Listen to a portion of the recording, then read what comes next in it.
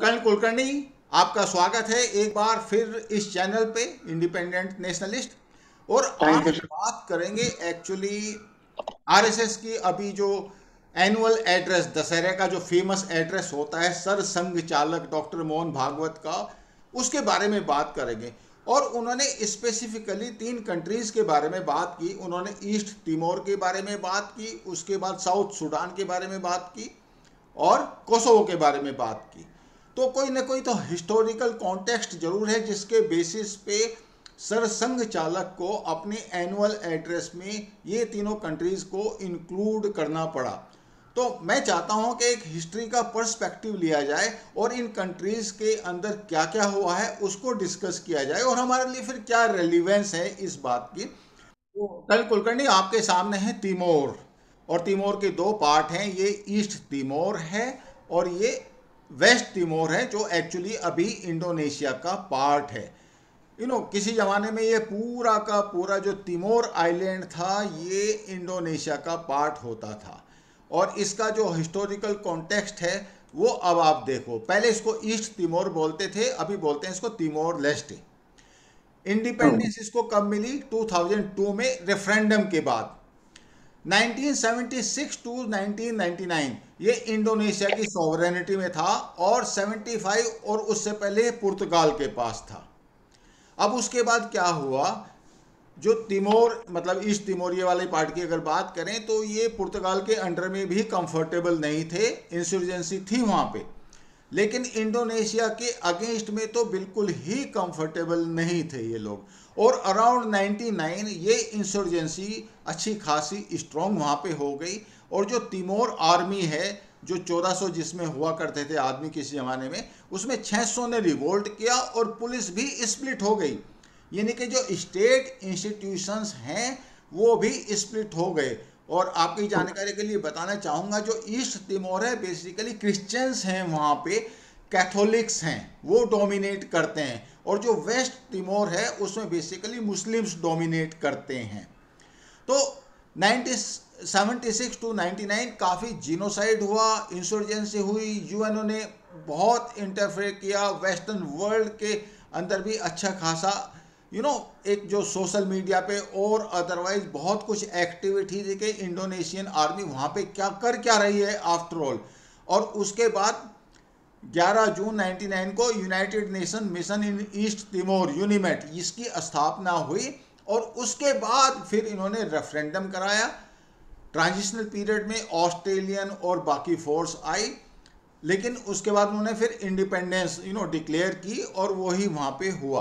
अब हम एक बार को बात कर लेते हैं। ये तो ईस्ट तिमोर का ही मैंने आपको एक रेफरेंस दे दिया। और बेसिकली जो पॉइंट जो मेरे ख्याल से सर संघ चालक लेके आना चाह रहे थे वो ये कहना चाह रहे थे कि अगर लोग सेटिस्फाइड नहीं हैं या लोग रिलीजन के बेसिस पे डिवाइड हैं तो उस हालत में इंसर्जेंसी के सेट होने की प्रोबेबिलिटी अच्छी खासी रहती है। ऐसा मुझे लगता है कि उन्होंने ऐसा हिंट दिया है। अब बात करें नॉर्थ एंड साउथ सूडान की। North Sudan basically Muslim dominated है और south Sudan basically Christian dominated है। क्रिश्चियंस यहाँ पे 70% के आसपास हैं और यहाँ पे तो खैर ऑफ कोर्स मेजोरिटी हैं। और जो मेन इनका जो सोर्स ऑफ इनकम है वो ऑयल फील्ड्स हैं। अब इसकी अगर बात करें आप तो 2011 में साउथ सूडान को इंडिपेंडेंस मिल गई थी। अगेन उससे पहले of course insurgency, genocide, north Sudan ने काफ़ी कुछ किया वहाँ पे, दैट सॉर्ट ऑफ। लेकिन अभी क्या है, दोनों अलग अलग हैं।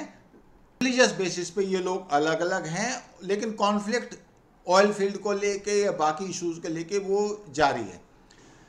इंस्पाइट ऑफ द फैक्ट कि ये दोनों अलग अलग हो चुके, उसके बावजूद भी ये सिचुएशन है। अब तीसरा जो उन्होंने कहा वो कोसोवो के बारे में उन्होंने कहा।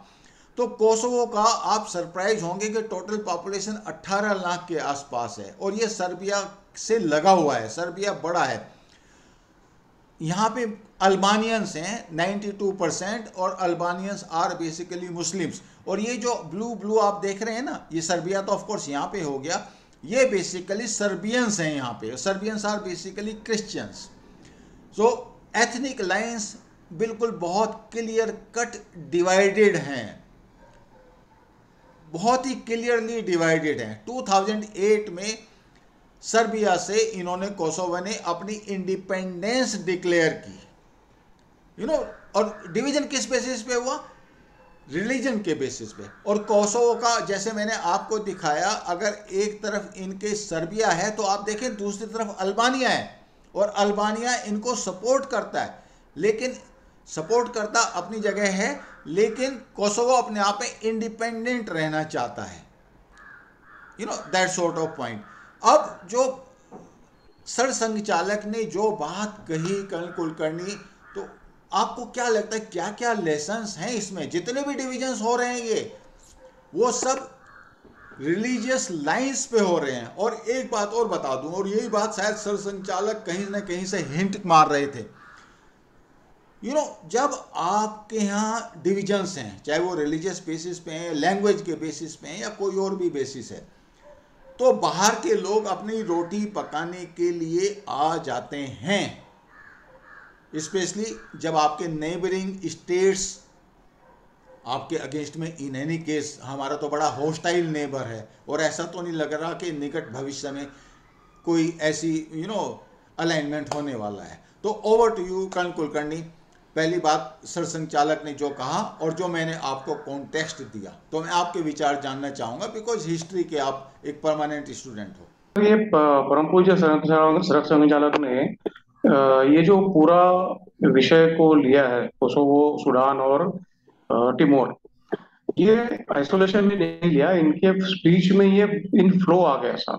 इसके पीछे उन्होंने जो पहले बातें कही है स्पीच में, इसमें तो कई बातें हुई है कि आत्मनिर्भर भारत किस तरह से हमें इकोनॉमिकल इंडिपेंडेंस भी दिलाएगा और हमारे स्ट्रेंथ और हमारा हमारा सम्मान, आत्मसम्मान बढ़ाएगा। उसके बाद उन्होंने सर बर्थ कंट्रोल के ऊपर आए कि birth control and uniform civil code, birth control basically.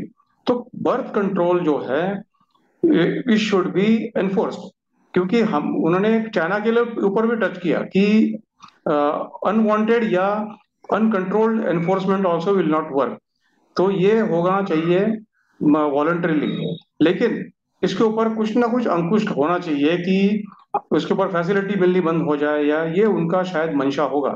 क्योंकि इन्होंने एक ये किया था कि कन्वर्जन बाय फोर्स या कन्वर्जन बाय एल्योरमेंट, मतलब कुछ आमिष दिखाकर, कुछ ये दिखाकर, ये दोनों कन्वर्जन आर अनवांटेड। कोई स्वेच्छा से करना चाहिए, उससे किसी को कोई बंदिश नहीं है, लेकिन बाय फोर्स या कुछ लालच दिखाकर किया जाना, ये कन्वर्जन कन्वर्जन नहीं होता। इसी इसमें वर्क जो आया है सर, उसके बाद में जो कन्वर्जन बाय हुआ है बाय फोर्स और एलिमेंट, उस सब्जेक्ट को लेकर फिर आगे ही केम टू एग्जांपल्स ऑफ कि ये ऐसे होने से क्या हो जाता है। तो then he came into examples of East Timor, Sudan and ये। इसमें तीनों एक तो कंट्रीज में एक देखने वाली बात है सर कि ईस्ट तिमोर आपने बिल्कुल उसका वेरी डिटेल में उसका लाया हुआ है सर। और ये जो है कि इट इज शॉर्ट, जब इंडोनेशिया का इन्वेजन हुआ था तब ये 35 to 40% क्रिश्चियंस पॉपुलेशन थी टोटल टिमोर की, जो ईस्ट एंड वेस्ट टिमोर की।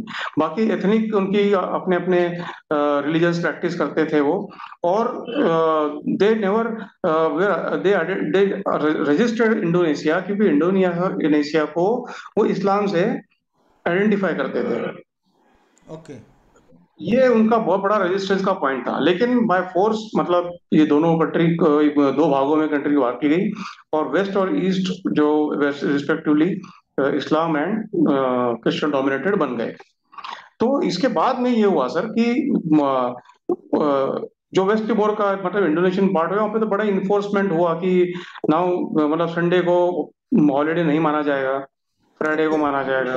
ओके। इस तरह की इन्फोर्समेंट्स यहाँ वहां पे शुरू हुई, और वहां के सारे मिशनरीज को वहां से भगा दिया गया हम्म। फ्रॉम वेस्ट तिमोर, मतलब इंडोनेशियन कंट्रोल्ड। लेकिन उसका इफेक्ट ईस्ट तिमोर पर नहीं हुआ। अभी 60% पॉपुलेशन आर इज क्रिश्चियन, और 6% are Muslims, and 33% still practice indigenous religions. उसमें कोई रिलीजन नहीं होता, अपने अपने रिलीजियस प्रैक्टिसेस है। अब उन्होंने टच किया सर, अब इसमें बहुत बड़ा ये उन्होंने दिखाया था कि जब बाय फोर्स आप इसको करने का कोशिश करते हो, किस तरह से उसमें रेजिस्टेंस भी हो जाती है और किस तरह से रीजनल इम्बैलेंस बिगड़ जाता है और एथनिक क्लींजिंग किस तरह से शुरू हो जाती है। That was probably his pointer. तो ये उनका एक, आपने जैसे कहा कि this could be a warning sign. दूसरा था सर कोसोवो का, आपने बिल्कुल, ये यूगोस्लाविया से, यूगोस्लाविया का पार्ट था और 2008 में इन्होंने सर्बिया से अलग हटके कोसोवो बन गया। तो अभी एथनिक अल्बानियंस जो है वो मुस्लिम मेजोरिटी है, थे, और सर्बियंस जो है वो क्रिश्चियंस हैं कोसोवो के अंदर। आज कोसोवो में हालत यह है कि 95.6% population are Muslims, 2.3% are Catholics, और अच्छा। तकरीबन 1.5% है सर्बियन ऑर्थोडॉक्स। मतलब वो again they are following their own local cultural practices, not identified as a clear religion. इसमें भी आप कोसोवो के भी इसमें आप देखिए सर कि व्हेन कोसोवो का ये लड़ाई शुरू हुई, and support was clearly from south south west, from Muslim majority region, and from north also. तो ये, और इसके पॉकेट जो निकले जो इसमें, and they were Muslim Christian pockets and entire country was Muslim. इसमें बड़े काफी इल्जाम लगे कि सर्बिया ने एथनिक क्लींजिंग भी कर दी इसके ऊपर। कई मूवीज भी अच्छी अच्छी आई है सर। तो ये प्रॉब्लम जो है, अगेन इट स्टार्टेड बाय जबरन या forceful ethnic cleansing and forceful imposition of religion और division of a country on the basis of religion, जो अनफॉर्चुनेटली इंडिया के साथ भी हुआ था। समहाउ इंडिया हमारा इसके में से उभर कर बाहर आया, दो भी प्रैक्टिस्ड सो कॉल्ड सेक्युलरिज्म हमारे यहाँ पे प्रैक्टिस, लेकिन फ्रीडम ऑफ रिलीजन था हमारे यहाँ, कभी किसी पर बंदिश नहीं हुई, ना कन्वर्जन के ऊपर बंदिश थी या है, ना प्रैक्टिस के ऊपर बंदिश है।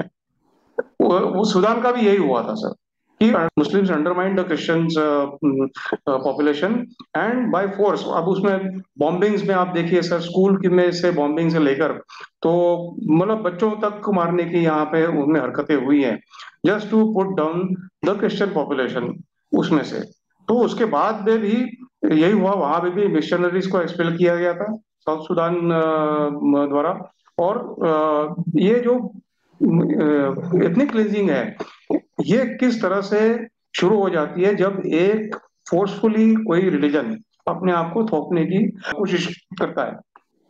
जब तक ये इम्बैलेंस खत्म नहीं होता सोसाइटी में पॉपुलेशन का, तब तक ये चलता रहेगा और उसका खतरा हमारे देश को भी होता है, होने वाला हो सकता है।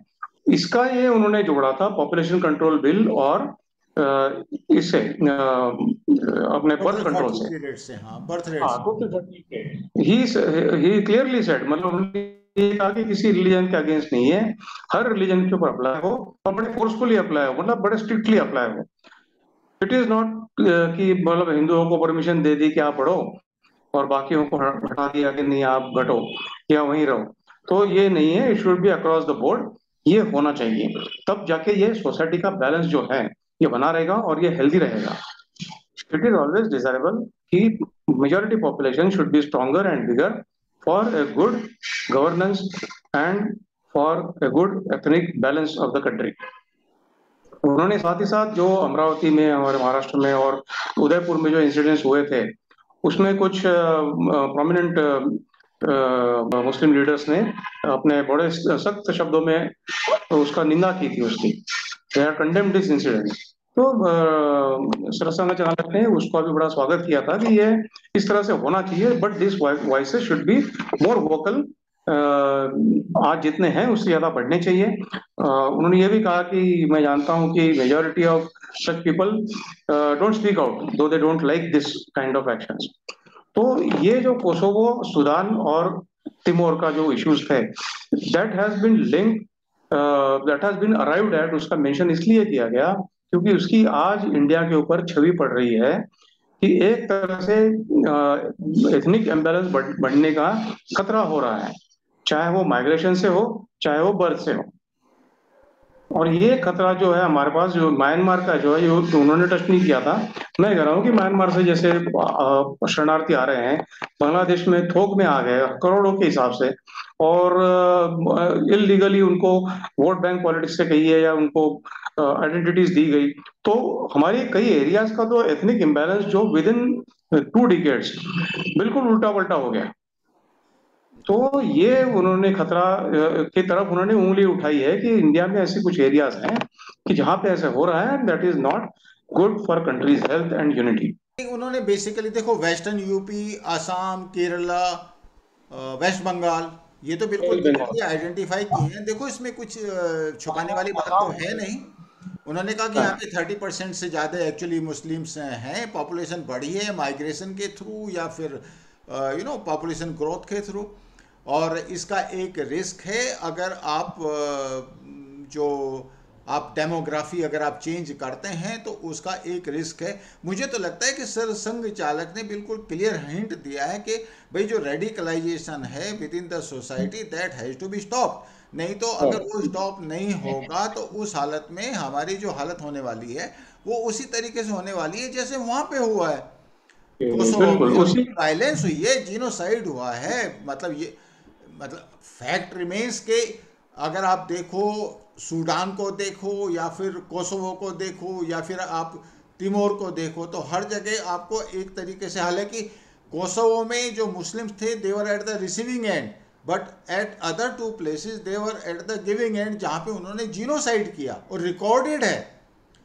मतलब बिल्कुल हाँ, ईस्ट तिमोर में या सूडान में आप लगा लो तो रिकॉर्डेड है। और ऑफ कोर्स कोसोवो में तो फिर सर्बियंस ने जीनोसाइड किया है, नो डाउट अबाउट दैट।